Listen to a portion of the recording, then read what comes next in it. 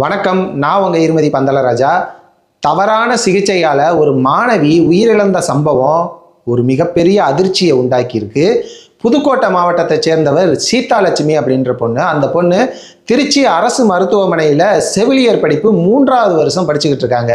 அப்படி படிச்சுக்கிட்டு இருக்க அவங்களுக்கு மூக்கு பகுதியில் சதை வளர்ந்துருக்கு. அந்த சதையை ஆப்ரேஷன் பண்ணி எடுக்கணும் அப்படின்னு மருத்துவர்கள் சொல்கிறாங்க.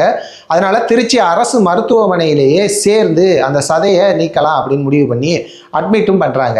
ஆனால் அந்த சதை நீக்கிறதுக்கு முன்னாடி மயக்க மருந்து கொடுப்பாங்கல்ல, அப்படி மயக்க மருந்து கொடுத்ததுல டோசேஜ் அதிகமாகி உயிரிழந்ததா சொல்லப்படுது.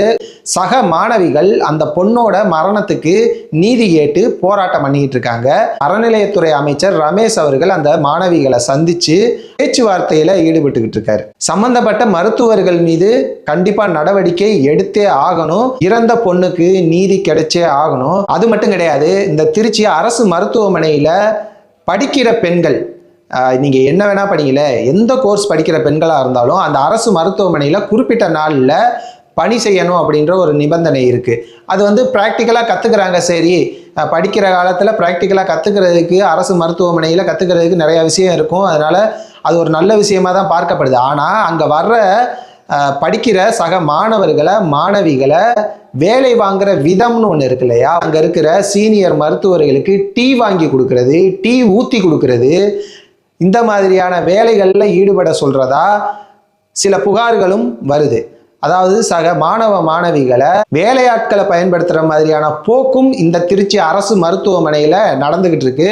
சுகாதாரத்துறை அமைச்சர் கண்டிப்பாக இதை ஆய்வு செஞ்சு இந்த மாதிரியான போக்கை நிறுத்தணும். மாணவர்கள் படிக்கிறதுக்காக வராங்க, அவங்கள ப்ராக்டிக்கலுக்காக பணியமர்த்துறது, ப்ராக்டிக்கலாக நிறைய விஷயம் தெரிஞ்சுக்கிறதுக்காக அரசு மருத்துவமனையில் பணியமர்த்துறதெல்லாம் நல்ல விஷயந்தான். ஆனால் அவங்கள டீ வாங்கி கொடுக்கறது, டீ ஊற்றி கொடுக்கறது, அவங்கள மரியாதை குறைவாக நடத்துறது, இப்படி நிறைய சம்பவங்கள் இதே அரசு மருத்துவமனையில் நடந்துகிட்டு இருக்கு. திருச்சி அரசு மருத்துவமனையிலேயே நடந்துகிட்டு இருக்கு. இதெல்லாம் வன்மையாக கண்டிக்கத்தக்கது. இன்னைக்கு தவறான சிகிச்சையால் ஒரு உயிரும் போயிருக்கு. இந்த சம்பவத்தில் சம்பந்தப்பட்டவர்களை உடனடியாக நீக்கணும் அப்படின்றது நம்மளோட ஒரு தாழ்மையான வேண்டுகோளாக இருக்கு. சுகாதாரத்துறை அமைச்சர் இவங்க மேலே கண்டிப்பாக நடவடிக்கை எடுக்கணும் அப்படின்றத நான் கேட்டுக்கிறேன். நன்றி.